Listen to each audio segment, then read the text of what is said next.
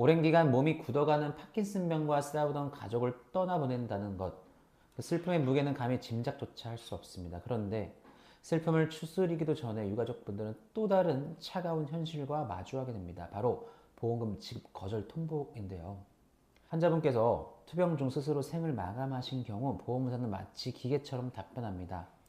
거기는 약관상 고의로 자신을 해친 경우는 보상하지 않습니다.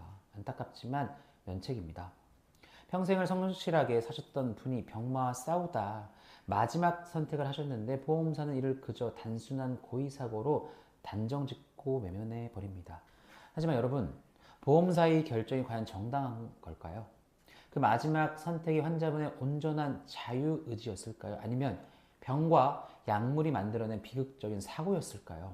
오늘 이손사TV에서는 파킨슨병 치료제의 치명적인 부작용과 심실상실 상태를 입증하여 거절당한 사망보험금을 찾아오는 의학적, 법률적 진실을 파헤쳐 보겠습니다. 보험사가 지급을 거절하는 근거는 단순합니다. 약관에 적힌 고의사고 면책 조항인데요. 그들은 고인의 사망을 우울증이나 신명비관에 의한 일반적인 고의사고로 치부하죠. 고객님, 환자분께서 스스로 선택하신 결과입니다. 의식이 없는 상태도 아니었고 정황 등을 봤을 때 고의성이 명확하므로 지급할 수 없습니다. 유가족 입장에서는 억장이 무너질 수밖에 없는데요. 우리 아버지, 우리 어머니는 그럴 뿐이 아니다. 약을 먹고 나서 좀 이상해지셨다라고 호소해 보지만 보험사는 객관적인 의학적 근거를 가져오라며 냉정하게 선을 긋습니다. 여기서 대부분의 분들이 스스로 선택한 일이니 보상은 안 되나 보다 하고 포기하십니다. 하지만 바로 이 지점, 약물과 뇌의 변화에 주목해야 합니다. 파킨슨병은 단순히 손발이 떨리는 운동질환이 아니고 뇌의 흑질에서 도파민 신경세포가 사라지는 퇴행성 뇌질환입니다.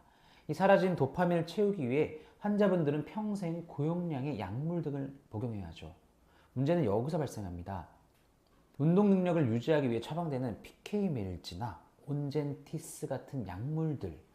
이런 약물들은 환자에게 생명줄과도 같지만 동시에 뇌의 신경 전달 체계를 교란시키는 양날의 검이기도 한데요. 부족한 도파민을 채우는 과정에서 농도가 급격히 높아지면 뇌의 보상회로가 과도하게 자극을 받습니다.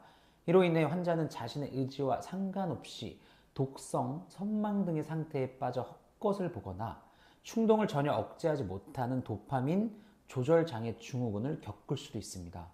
즉, 겉보기에 스스로 한 행동처럼 보일지라도 뇌에 과학적으로 보면 환각에 시달리거나 통제 불가능한 충동에 휩싸여 벌어진 명백한 사고일 가능성이 매우 높다는 것입니다.